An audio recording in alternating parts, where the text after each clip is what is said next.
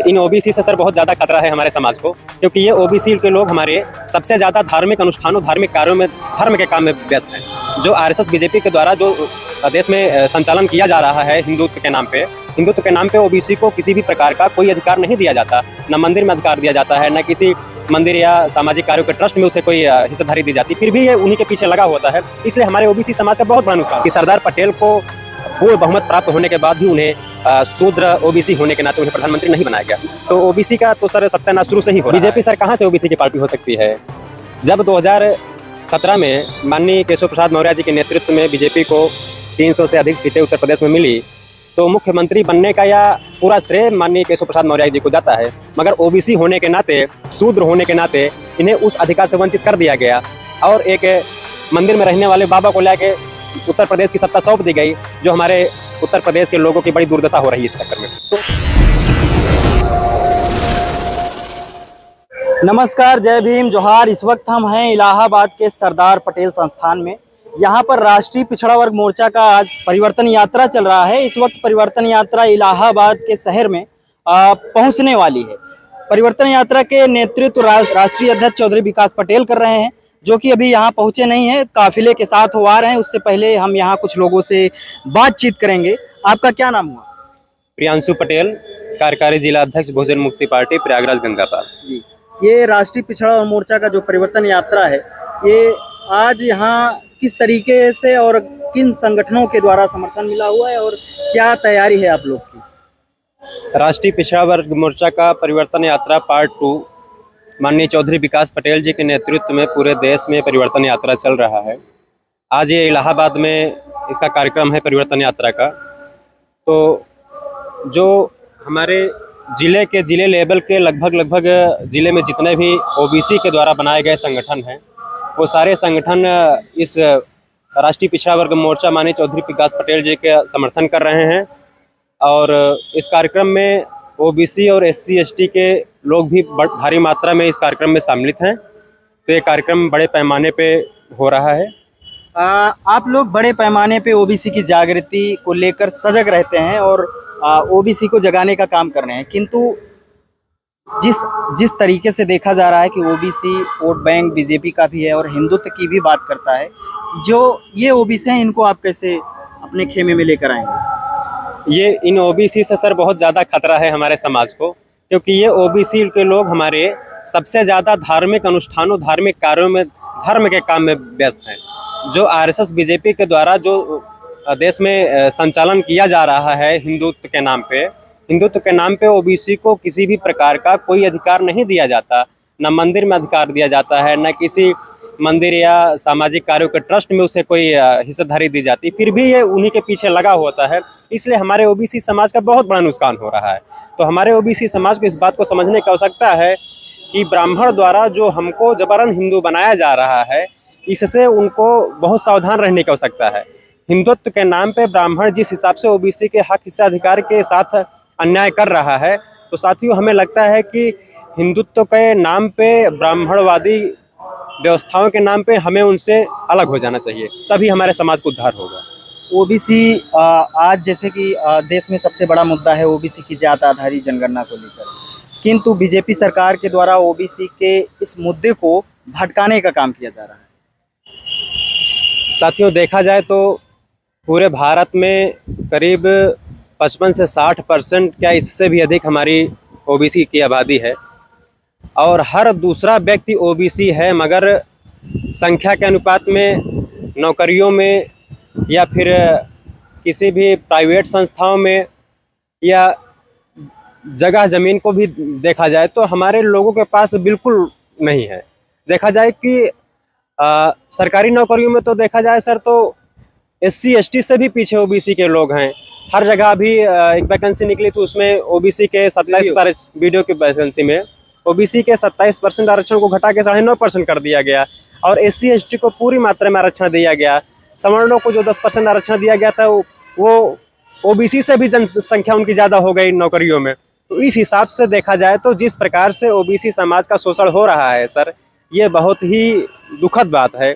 इससे हमारे समाज के लोगों को बहुत ही जल्द सचेत होने की आवश्यकता है।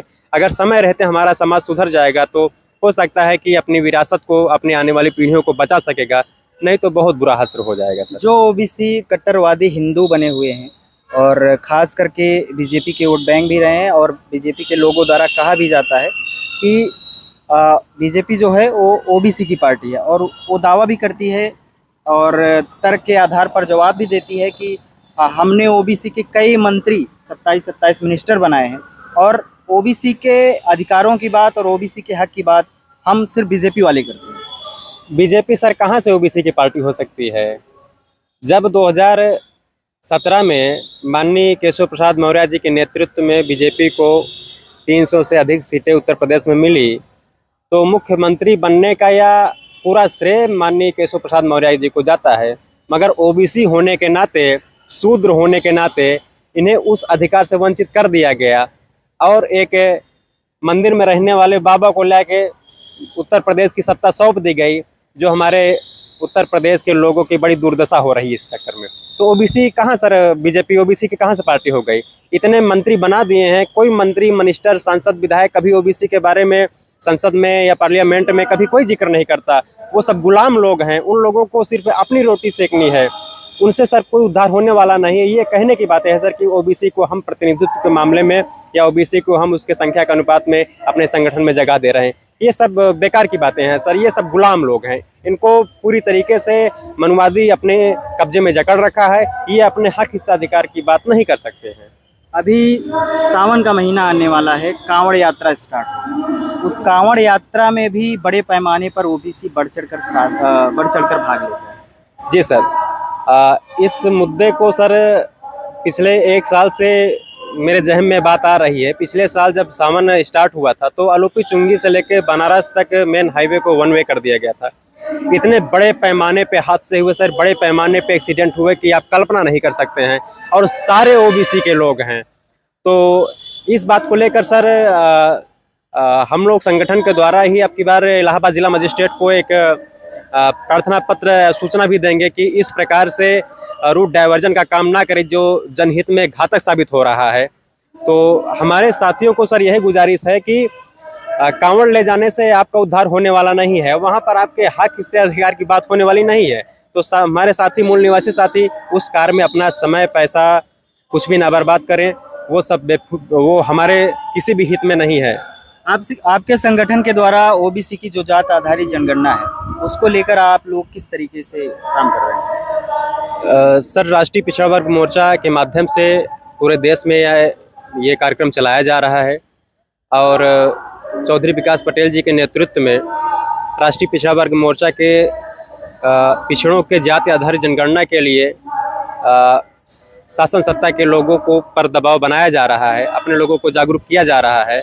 मगर शासन सत्ता के लोग, शासन सत्ता में मनवादी लोग बैठे हुए हैं, तो वो कभी नहीं चाहेंगे कि ओबीसी को ये पता चल पाए कि वो कितना है, उसके संख्या के अनुपात में कितना है, उसकी क्या हिस्सेदारी है। इसलिए वो लोग जनगणना कभी नहीं कराएंगे। देश की आज़ादी को 70 साल से ज़्यादा हो गए। कांग्रेस की सरकार कई सालों तक रही, उसके बाद आज केंद्र की सत्ता में बीजेपी है, लेकिन ओबीसी की जाति आधारित जो जनगणना है, यहाँ तक कि पेड़ पौधों की भी गिनती होती है, जानवरों की भी गिनती होती है। जो देश में सबसे बड़ा तबका है पिछड़ा वर्ग, उसकी गिनती कराने को लेकर आखिर ये सरकारें क्यों डरती हैं, और ओबीसी के जाति आधारित जनगणना को गुमराह करने का काम क्यों करती हैं? देखिए सर, पहली बार भारत में जब लोकतंत्र की हत्या हुई 1931 में, अंग्रेजों द्वारा ओबीसी की जनगणना हुई 1941 में हुई, मगर 1951 में नहीं हुई। जब अंग्रेजों के जाने के बाद जब भारत में लोकतंत्र का निर्माण हुआ, या फिर जब पहला पार्लियामेंट का चुनाव हुआ, तो वो भी लोकतंत्र की हत्या सर वहीं से शुरू हो जाती है, आज़ादी के बाद से ही शुरू हो जाती है कि सरदार पटेल को पूर्ण बहुमत प्राप्त होने के बाद भी उन्हें शूद्र ओबीसी होने के नाते उन्हें प्रधानमंत्री नहीं बनाया गया। तो ओबीसी का तो सर सत्यानाश शुरू से ही हो रहा है। अभी भी ओबीसी हमारा समझ नहीं रहा इस बात को। उसे लगता है कि उसे पूजा सुनाने या शादी कराने का अधिकार मिल गया है, तो वो अपने आप को ब्राह्मण समझता है। ये उसकी सबसे बड़ी भूल है सर। क्या संदेश देना चाहते हैं? हम ओबीसी भाइयों को सर यही संदेश देना चाहते हैं कि वो एक ही तर्ज पे काम करें जो पूरे देश में बावन मेश्राम साहब जिस प्रकार से बामसेफ के माध्यम से, बामसेफ के तमाम अपसूट विंग सामाजिक संगठन के माध्यम से ओबीसी, SC, ST सारे मूल निवासी साथियों को जगाने का, जागृति का काम कर रहे हैं। उसको ध्यान में रखते हुए हमारे लोग अपने हक के अधिकार के लिए सर अपने अब समाज के प्रति सजग रहें और मनुवादी विचारधारा उनके संगठनों में और उनके द्वारा संचालित की जाए किसी भी कार्य में अपना साथ सहयोग ना दें। बहुत बहुत धन्यवाद।